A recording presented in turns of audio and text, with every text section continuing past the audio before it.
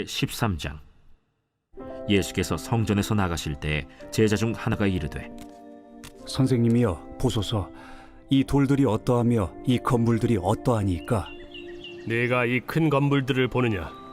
돌 하나도 돌 위에 남지 않고 다 무너뜨려지리라.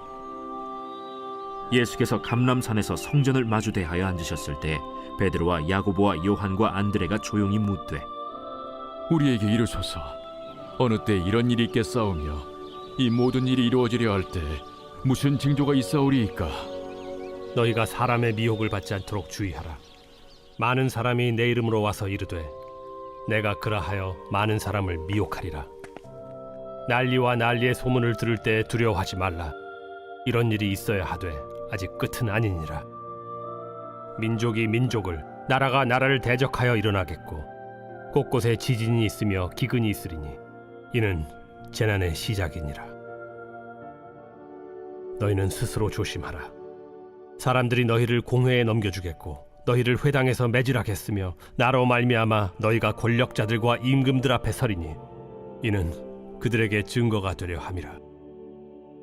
또 복음이 먼저 만국에 전파되어야 할 것이니라. 사람들이 너희를 끌어다가 넘겨줄 때 무슨 말을 할까 미리 염려하지 말고 무엇이든지 그때 너희에게 주시는 그 말을 하라. 말하는 이는 너희가 아니요 성령이시니라.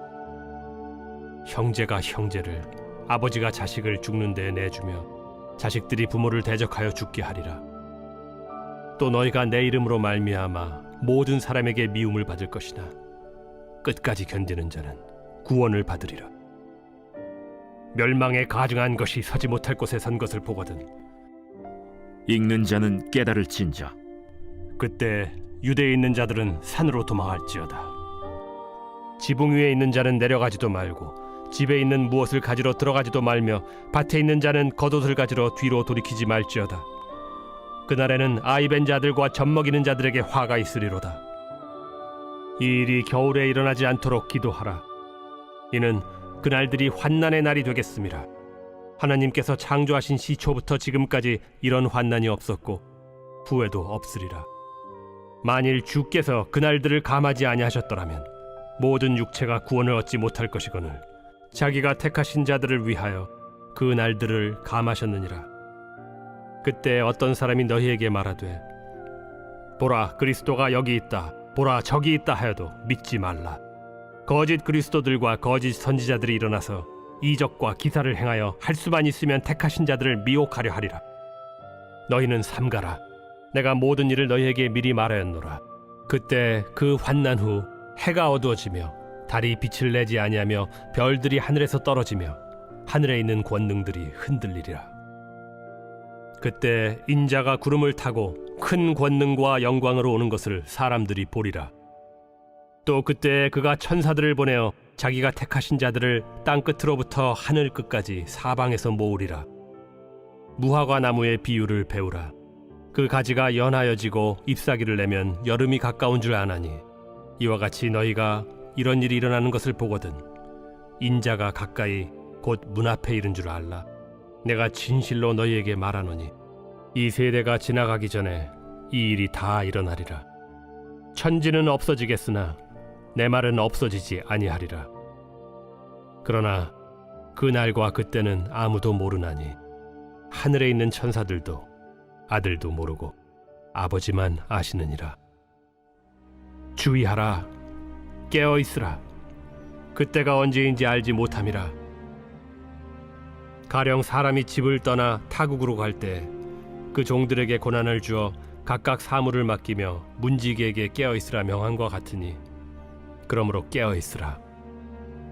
집주인이 언제 오는지, 혹 저물 때에 일는지, 밤중에 일는지, 다굴 때 일는지, 새벽 일는지 너희가 알지 못함이라. 그가 호련히 와서 너희가 자는 것을 보지 않도록 하라. 깨어 있으라. 내가 너희에게 하는 이 말은 모든 사람에게 하는 말이니라. 할렐루야. 이른 새벽 우리 주님 전에 오신 우리 믿음의 성도님들을 환영하고 축복합니다. 오늘 말씀은 마가복음 13장에 있는 말씀으로 함께 은혜 받겠습니다. 예수님과 제자들은 이 예루살렘 성전을 보고 그 건물의 웅장함에 놀랐습니다. 이 성전은 이스라엘 역사에서 있는 세 번째 예루살렘 성전입니다. 첫째는 이 솔로몬이 지었던 솔로몬 성전이라 부르고요. 이 두 번째는 유다 백성들이 바벨론 포로에서 돌아와서 이 수르바벨의 주도로 건축하였던 수르바벨 성전입니다. 그리고 세 번째는 헤롯 대왕의 주도하에 다시 재건축되었던 헤롯 성전이라고 부릅니다.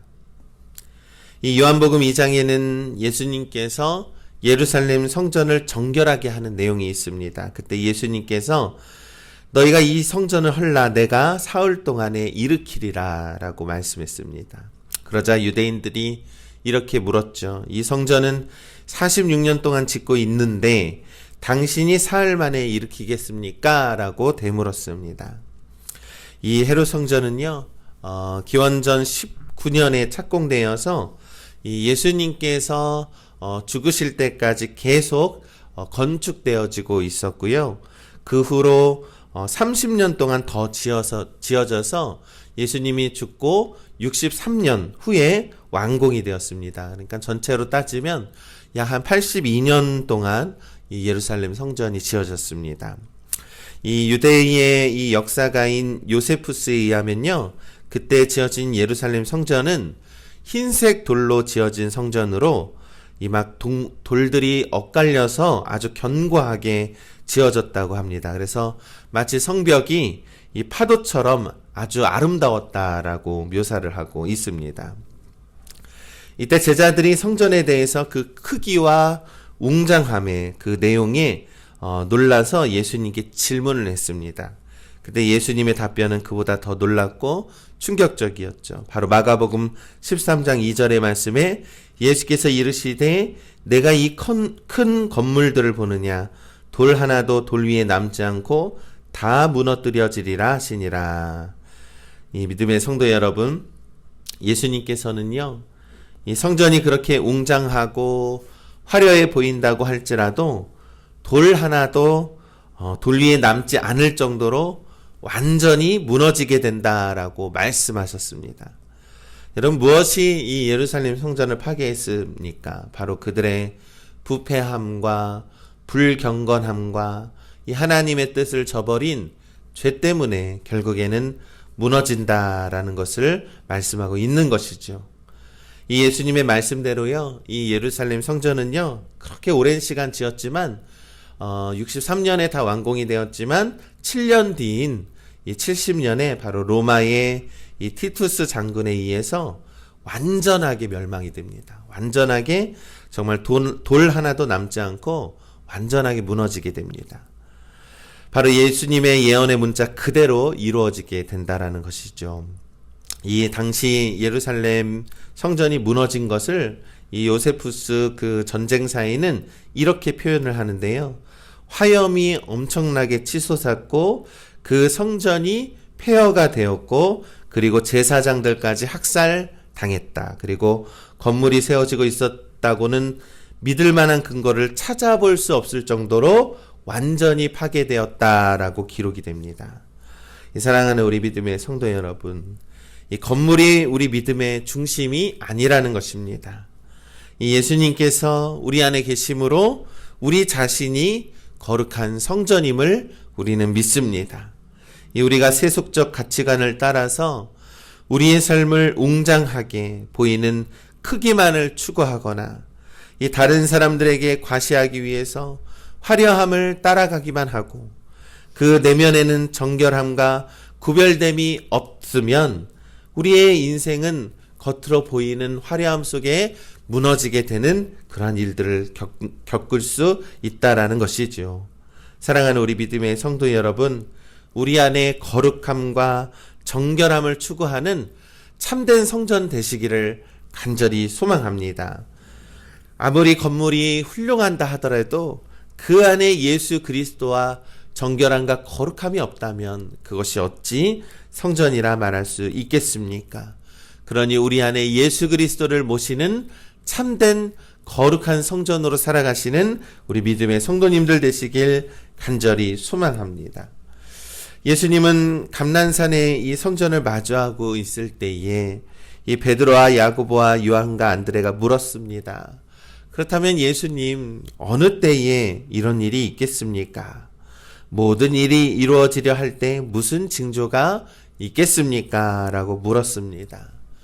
이 바로 오늘 본문의 말씀인 마가복음 13장 5절부터 23절까지의 말씀은 바로 예수님이 그 재난의 징조에 대해서 말씀하고 있는 것이지요.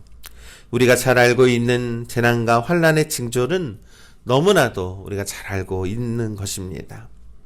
이 많은 사람들이 자신이 메시아라고 하면서 사람을 미혹한다라고 합니다. 여러분, 오늘날 그런 일들이 얼마나 많이 있습니까? 오히려 이 세상이 이제는 이단들이 자신들은 이단입니다 라고 당당하게 밝히면서 거짓 진리를 대놓고 증거하는 오히려 그런 세상이 되었습니다. 민족이 민족을, 나라가 나라를 대적하는 일이 여럿 일어납니다. 곳곳에서 전쟁이 빈번하게 일어납니다. 곳곳에 지진이 일어나고 화산이 일어나고 있습니다. 이 어느 곳에는 기근 때문에 물이 없어서 죽어가고 또 어느 곳에는 홍수가 나서 사람들이 죽어갑니다. 이 추워야 할 곳이 따뜻해지고 따뜻해야 할 곳이 추워지고 있으니 이러한 일들이 너무나도 쉽게 일어나고 있습니다. 형제가 형제를, 아버지가 자식을 죽이는데 자식들이 부모를 대적하여 죽게 한다라고 합니다. 이 얼마나 끔찍한 일입니까? 성경에서 말씀하고 있는 일들이 사실 오늘날 우리들에게 너무나 빈번하게 일어나고 있다라는 사실이죠. 그러나 우리 믿음의 성도 여러분, 그러나 성경은 말씀합니다. 마가복음 13장 13절에 너희가 내 이름으로 말미암아 모든 사람에게 미움을 받을 것이나 끝까지 견디는 자는 구원을 받으리라. 그렇습니다. 우리가 주님의 이름으로 고난을 받을지라도 끝까지 주님을 붙드는 자들은 구원을 받는다라고 말씀합니다.